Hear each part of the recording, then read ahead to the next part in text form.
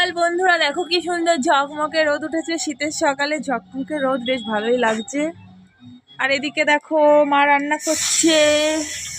কি রান্না করছো আজকে? রান্না করছি এই যে বাঁধাকপি ভাজা করব। বাঁধাকপি আলু দিয়ে ভাজা। আর এই যে মাছ দিয়ে বেগুন দিয়ে, ধনে পাতা দিয়ে মাছ দিয়ে বেগুন দিয়ে। কি মাছ? এই যে তেলাপোয়া মাছ। বেগুন মাছটা বড় হয়ে গেছে।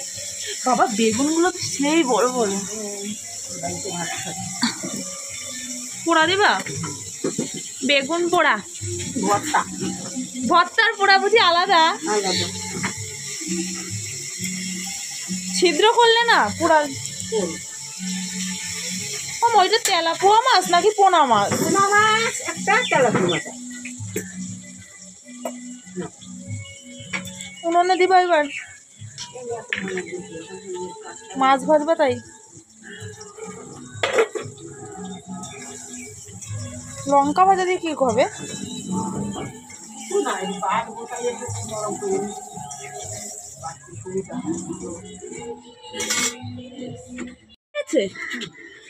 বাবা, টেস্টি লাগবে আজকে। বেগুন পোড়া গরম গরম শীতকালে বেশ ভালো লাগে। ও মা, জানো অনেকে বেগুন পোড়ার মধ্যে টমেটো দেয়, ভালো লাগে মা?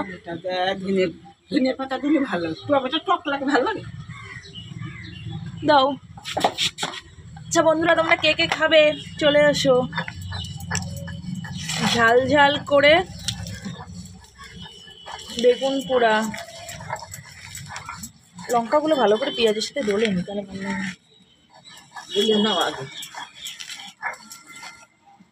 এই দিয়ে বেশ রুটি খেতে তোমার ছেলে বলে ভালো লাগে। আমার সব জায়গায় বিক্রি হয় বেগুন পোড়া রুটি।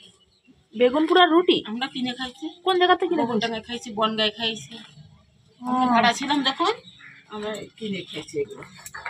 এরকম পেঁয়াজ টিয়াজ দিয়ে বেশ সুন্দর করে মাখে। বেগুন ভর্তা বলবে। আমি কিনে টিনে খাইনি বন্ধুরা, এই যে আমি মাখছি। না, আমি বলছি শুধু পেঁয়াজ দিয়ে লঙ্কা দিয়ে বেশ একতাল ভাত খাওয়া হয়ে যায় না, রুটি খাওয়া হয়ে যায় না?